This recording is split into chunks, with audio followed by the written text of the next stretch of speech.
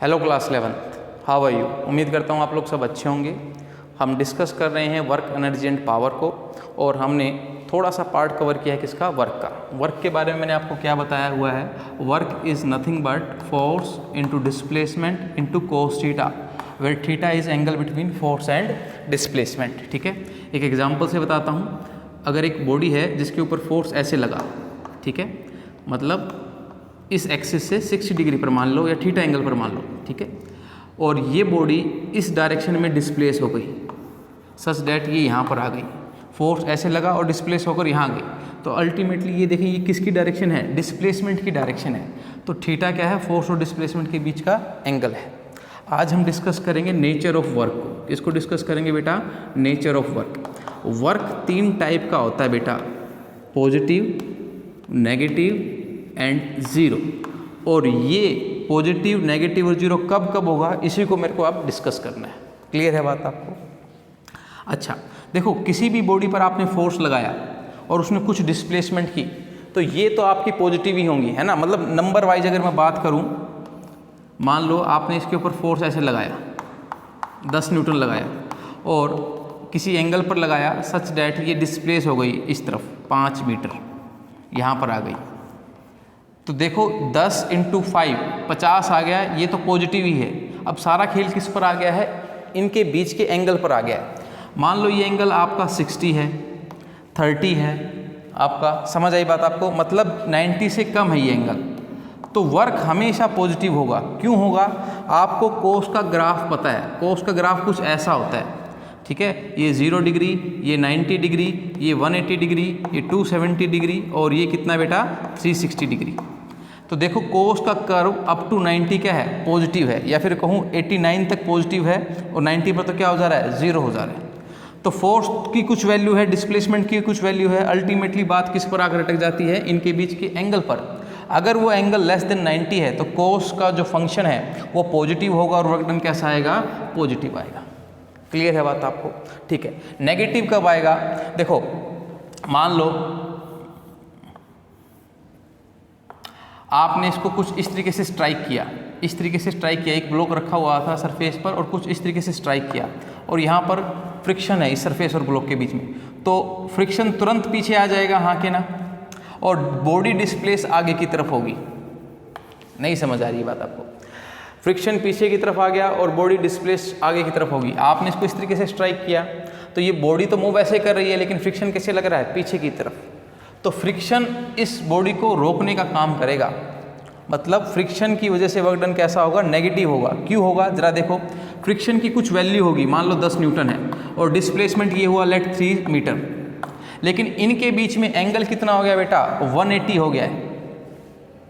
देख लो, फ्रिक्शन इस तरफ, डिस्प्लेसमेंट इस तरफ, तो एंगल कितना 180, और कोस 180 की वैल्यू कितनी होती है, -1 होती है। तो वर्क डन कैसा हो गया है, नेगेटिव वर्क डन हो गया। मतलब मेरा कहने का मतलब ये है, अगर थीटा ग्रेटर देन 90 हो परंतु लेस देन 180 हो, या इक्वल टू 180 हो, या रुक जाओ 180 को 270 लिखना चाहिए था मेरे को, 270 हो, तो आपका वर्क डन हमेशा कैसा होगा, नेगेटिव होगा, क्योंकि आप कोस के इस रीजन में आ गए। क्लियर हो रही है बात आपको? अब इस ग्राफ को देखकर बता सकते हैं कि 0 वैल्यू कब लेगा, यहाँ पर लेगा, क्योंकि कोस 90 क्या होता है, 0। मतलब अगर एक बॉडी के ऊपर फोर्स ऐसे लग रहा है और वो डिस्प्लेसमेंट ऐसे कर रही है, ये फोर्स की चाहत तो इसको ऊपर उठाने की थी, लेकिन वो इस तरफ गया ही नहीं, तो इसके द्वारा वर्क डन कितना होगा, 0 होगा। और आप ये बोल सकते हो क्योंकि सच डैट डिस्प्लेसमेंट और फोर्स के बीच में एंगल कितना है, 90, और कोस 90 कितना होता है बेटा, 0। तो work done in this case कितना, 0। ठीक है, तो आप बोल सकते हैं अगर थीटा सर 90 हुआ, 270 हुआ, ठीक है, तो उन सभी केसेस में आपका वर्क डन कितना होगा, 0 होगा। ठीक है, मतलब यहाँ पर नेचर ऑफ वर्क में हम थीटा के ऊपर गौर करते हैं। अगर थीटा लेस देन 90 है तो वर्क डन पॉजिटिव है। अगर आपका ग्रेटर देन 90 अप टू 270 है, ये वाली कंडीशन 270 से लेस और 90 से बड़ा, तो वर्क डन कैसा होगा, नेगेटिव होगा। और 90 और 270 पर वर्क डन कितना होगा, 0 होगा। क्लियर है बात आपको? वर्क डन 0 होने की एक और कंडीशन है, कल को बॉडी चले ही ना, डिस्प्लेसमेंट क्या हो, 0। जैसे एक चौकीदार है, वो अपनी सीट पर बैठा पूरी रात, लेकिन डिस्प्लेसमेंट उसके द्वारा कितनी, 0, तो उसके द्वारा वर्क डन भी कितना होगा, 0 होगा। क्लियर है बात आपको? तो इन चीज़ों को भी आपको समझना है। अभी मैं आपको इन चीज़ों के एक्चुअल एग्जाम्पल दिखाता हूँ। एग्जाम्पल से आप समझें कि मैं कंडीशन बताऊंगा और आपको वहाँ पर ये बताना है कि इस केस में कौन सा वर्क होगा, पॉजिटिव होगा, नेगेटिव होगा कि जीरो होगा। क्लियर है बात आपको? मैं कुछ कंडीशंस दिखाता हूँ आपको। अगर मैं एक बॉडी को ऊपर से ड्रॉप करूं तो आपको पता है कि उसके ऊपर क्या लगेगा, उसका वेट ही फोर्स लगेगा और अल्टीमेटली उसकी डिस्प्लेसमेंट भी कैसे होगी, नीचे की तरफ होगी। तो अगर आप देखें फोर्स और डिस्प्लेसमेंट एक डायरेक्शन में है, इनके बीच में एंगल कितना होगा, जीरो। मतलब ये कौन से वाली कंडीशन आ गई, थीटा लेस देन 90 वाली कंडीशन आ गई, है ना। और कोस जीरो आपको पता है कितना होता है, 1 होता है। तो वर्क डन कितना हो जाएगा, mg, ये तो फोर्स हो गया, और इनटू h और cos zero which will be equal to 1। तो वर्क डन कितना आ गया, mgh आ गया। ठीक है। तो जब भी ग्रेविटी के अलोंग आप मूव करते हो, ग्रेविटी की डायरेक्शन में आप मूव करते हो, तो वर्क डन कैसा होता है, पॉजिटिव होता है। एक एग्जाम्पल से समझ आया, ठीक है। लेकिन मान लो यही बॉडी mg तो नीचे लग रहा है, किसी भी बॉडी का वेट नीचे लगता है और आप उसको ऊपर की तरफ उठा रहे हो और ऊपर ले गए उसको d डिस्टेंस, तो यहाँ पर ग्रेविटी के द्वारा वर्क डन कैसा होगा, नेगेटिव होगा। देख लो ग्रेविटी नीचे और डिस्प्लेसमेंट ऊपर, थीटा कितना है इनके बीच में, 180 डिग्री है। तो वर्क डन कितना आ जाएगा, mg into h into cos 180, and cos 180 -1 होता है तो माइनस mgh। मतलब वेट के अलोंग और वेट की डायरेक्शन के अलोंग अगर आप डिस्प्लेस करते हो तो work done by the gravity क्या होता है, पॉजिटिव। लेकिन अगर आप इसके ग्रेविटी के अगेंस्ट में मूव करते हो तो work done by the gravity कितना होता है, नेगेटिव होता है। क्लियर है बात आपको? होपफुली आपको कंसेप्ट क्लियर हुआ होगा। ठीक है। अब जीरो वर्क की बात करते हैं, जीरो वर्क कब मिलेगा। अच्छा, आपने सेंट्रीपिटल फोर्स देखा हुआ है ना, एक पत्थर को गोल गोल घुमाते हैं हम, क्लियर है। देखो पत्थर की डिस्प्लेसमेंट इस तरफ हो रही है, लेकिन सेंट्रीपिटल फोर्स कैसे लग रहा है, अंदर की तरफ लग रहा है। तो इनके बीच में एंगल कितना है भैया, 90 है। और आपको पता है कि कोस 90 की वैल्यू कितनी होती है, 0। तो work done by the centripetal force in a circular motion is equal to 0। Clear है कि नहीं बात आपको? एक पेंडुलम लो आप और उसको डिस्प्लेस कर दो ऐसे, ठीक है कि नहीं बात आपको? डिस्प्लेस कर दिया तो आपको पता है कि वेट कैसे लगेगा, नीचे लगेगा, टेंशन ऐसे लगेगी, हाँ कि ना? क्लियर है कि नहीं बात आपको? अगर मैं इसको आगे बढ़ाऊं तो जितना ये एंगल होगा उतना ही ये एंगल होगा, और इस mg को रिजोल्व करें तो ये कितना हो जाएगा, mg cos थीटा, और ये कितना हो जाएगा, mg sin थीटा। देखिए mg sin थीटा वो फोर्स है जो इस बॉब को मूव करवा रहा है इस डायरेक्शन में, टी को तो किसने बैलेंस कर लिया है, mg cos थीटा ने। तो mg sin थीटा कह रहा है कि चलो इस तरफ चलो, तो अल्टीमेटली डिस्प्लेसमेंट भी इस तरफ होगी, हाँ के ना? लेकिन अगर आप देखें t और d, इनके बीच में एंगल कितना है, 90 है।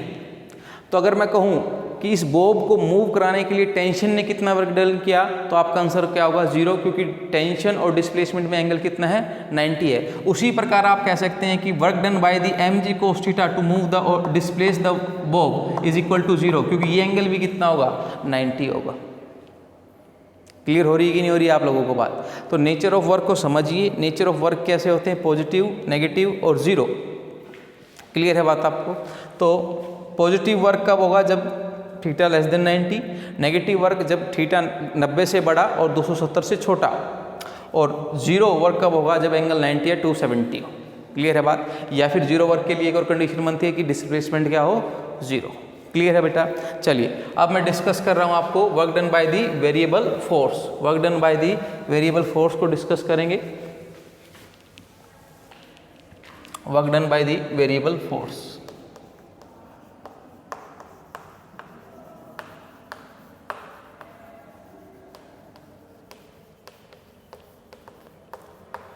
देखिए बेटा, पहले मैं आपको जो कॉन्सेप्ट अभी तक आपको पता वो समझा रहा हूँ। आप क्या बोलते हो कि मैंने इसके ऊपर फोर्स लगाया और ये यहाँ तक क्या कर गया, डिस्प्लेस कर गया। बेटा ये फोर्स कांस्टेंट था, अगर आपने 10 न्यूटन लगा दिया तो यहाँ तक लाने में आपने हर क्षण पर कितना लगाया है, 10 न्यूटन। और उसके लिए फॉर्मूला आपको क्या दिया हुआ है, F d cos theta. F यहाँ पर क्या है, कांस्टेंट है, लेकिन अब हमारा टॉपिक क्या है, work done by the variable force. मतलब जैसे ही ये ब्लॉक यहाँ इनिशियली तो आपने 10 लगाया और जैसे ही ये ब्लॉक मूव करने लगा तो ये फोर्स चेंज होने लगा, कभी 9 होने लगा, कभी 11 होने लगा, कभी 15 होने लगा, ठीक है, वेरी करने लगा। यहाँ तक आने में उसने क्या किया, फोर्स को वेरी किया। किसने किया, आपने किया, जो आपका इसको क्या कर रहा है, पुश कर रहा है, ठीक है, या पुल कर रहा है। क्लियर है कि नहीं बात आपको? तो जो ऑब्जर्वर है, जो मोशन को देख रहा है, उसको लगेगा कि फोर्स क्या हो रहा है, हर बार वेरी कर रहा है, तो उसके लिए आपको ये फॉर्मूला नहीं लगा सकते। तो उसके लिए क्या कॉन्सेप्ट यूज़ करते हैं, उसी को दिखाते हैं। ठीक है कि नहीं बात आपको? तो अगर मैं मानूं कि फोर्स और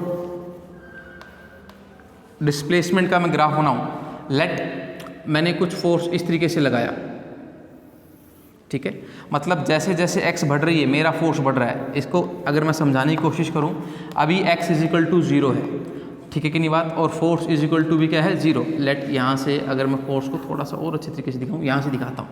x = 0 पर मैंने कुछ फोर्स लगाया, लेट 2 न्यूटन लगाया, ठीक है, ये 2 न्यूटन है। लेकिन मान लो जैसे ही x = 1 हुआ तो मेरा फोर्स कितना हो गया, x = 1 पर फोर्स बढ़ गया 3 न्यूटन हो गया। समझ रहे हो बात आपको? जैसे जैसे x बढ़ेगा वैसे वैसे आपका फोर्स भी बढ़ता जाएगा। मैंने वो वाली कंडीशन ली है। क्लियर है बात आपको? अब इस कंडीशन के लिए मेरे को क्या निकालना है, वर्क डन निकालना है। क्लियर है बात? कैसे निकालूँ भैया, क्या जुगाड़ लगाएं? देखिए मैं क्या करता हूँ, एक बहुत छोटा एलिमेंट, बहुत छोटी स्ट्रिप यहाँ पर कंसिडर करता हूँ, बहुत छोटा डिस्प्लेसमेंट, लेट dx। ठीक है कि नहीं बात आपको? भाई मैं इनिशियली मान लेता हूँ मैं यहाँ पर हूँ और बहुत छोटा डिस्प्लेस किया मैंने, मतलब ब्लॉक ने, और कितना था, dx था। अगर आप देखें इस पर्टिकुलर वेरिएशन को मैं नेगलेक्ट कर सकता हूँ, ये नियर बाय क्या है, सेम फोर्स ही है। ठीक है कि नहीं बात आपको? मैं मान सकता हूँ कि यहाँ क्या लगा, एक ही कांस्टेंट फोर्स लगा, इतनी कम डिस्प्लेसमेंट में फोर्स ने ज़्यादा वेरी नहीं किया, तो फोर्स क्या रहा, कांस्टेंट। तो अगर मैं इस स्ट्रिप का एरिया निकालूँ, एरिया ऑफ स्ट्रिप निकालूँ, area of strip, this is nothing but f into D x. देखो ये dx का काम कर रहा है और ये किसका काम कर रहा है, फोर्स का काम कर रहा है। अगर हम देखें फोर्स इंटू डिस्प्लेसमेंट है, this is small work done, this is small work done to move object by distance dx। Clear है? अभी आपको टोटल वर्क डन निकालना है, आके ना, तो आपको दोनों तरफ क्या करना पड़ेगा, इंटीग्रेट करना पड़ेगा। छोटे छोटे वर्क को, ऐसे छोटे छोटे वर्क को अगर मैं जोड़ता जाऊँ तो मेरे को टोटल वर्क डन मिल जाएगा कि नहीं मिल जाएगा, and this will be equal to w। अगर आप ध्यान से देखें इस इंटीग्रेशन का मतलब क्या है, ऐसे छोटे छोटे वर्क को आप जोड़ते जाइए। अगर मैं इन सभी स्ट्रिप्स को जोड़ दूं तो अल्टीमेटली मेरे को मिलने वाला क्या है, एरिया अंडर द कर्व मिलने वाला है, हाँ के ना। तो मैं सिंपल बोल सकता हूं work done in case of variable force is equal to integration f dx और एरिया अंडर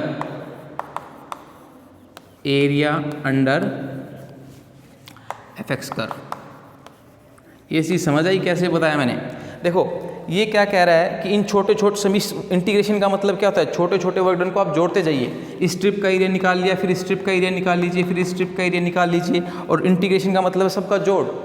तो अल्टीमेटली इन स्ट्रिप्स को मैं जोड़ूंगा तो अल्टीमेटली मेरे को इस कर्व के नीचे का एरिया मिल जाएगा यार।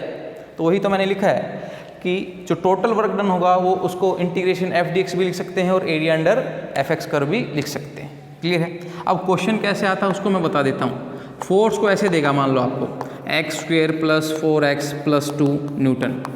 क्या मतलब है सर इसका? जैसे जैसे इसमें x पुट करोगे वैसे वैसे आपका फोर्स बदल रहा है। एट x = 0 पर देखो फोर्स कितना लगा, x की जगह 1 पुट करो, ये 1 आ जाएगा, ये 4 और ये 2, तो 7 न्यूटन लगा x = 0 पर। x = 1 पुट करो, ये 1 है भैया, 1 है, और 0 पर देखो कितना आया, 2 न्यूटन आया। और x = 2 पर देखो फोर्स कितना आएगा, 2 का स्क्वायर 4, 4 × 8, 4 + 8, सॉरी ये तो देखो 4 हो गया, और ये कितना हो गया, 8 + 2, तो 14 न्यूटन। क्लियर है कि नहीं बात आपको? तो इसका सिंपल सा मतलब है जैसे जैसे x पलट रहा है ऑब्जेक्ट का वैसे वैसे फोर्स भी बढ़ रहा है। ठीक है कि नहीं बात? तो अगर आपसे वर्क डन पूछे तो आपको क्या करना है, x² + 4x + 2 इंटू dx, और इसको क्या कर देना है, इंटीग्रेट कर देना है। और वो बोलेगा, लिमिट देगा कि कहाँ से कहाँ, लेट x = 0 से x = 5 सेंटीमीटर तक आपको इसको क्या करना है, इंटीग्रेट। क्वेश्चन क्या देगा कि एक फोर्स देगा और बोलेगा कि मुझे ये फोर्स मैंने लगाया कहाँ से, x इजिकल टू 0 से x इजिकल टू 5 मीटर या सेंटीमीटर जो भी देगा। बताइए टोटल वर्क डन मुझे कितना करना पड़ा। तो आपको फोर्स रखना है इंटू dx और उसको इंटीग्रेट कर देना है with in the limits. Clear है बात आपको।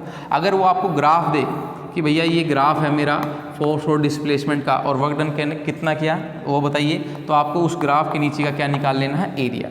इंटीग्रेशन वाला भी आपको कॉन्सेप्ट पता है और एरिया वाला भी आपको कॉन्सेप्ट पता है। क्लियर है कि नहीं बात। अगर मैं आपको इस तरीके से एक ग्राफ दूं कि भाई मैंने यहाँ पर 5 न्यूटन लगाया और यहाँ पर लेट 20 न्यूटन लगाया, ठीक है, और यहाँ पर डिस्प्लेसमेंट कितना है 10 मीटर है, ठीक है, और मैं पूछूं कि ये मेरा एक वेरिएबल फोर्स का ग्राफ है विद द डिस्टेंस, ठीक है कि नहीं बात, और मैं आपसे पूछूं कि वर्क डन कितना हुआ, तो आप इस ग्राफ का क्या निकाल लेंगे, एरिया निकाल लेंगे। क्लियर हो रही है कि नहीं हो रही बात आपको।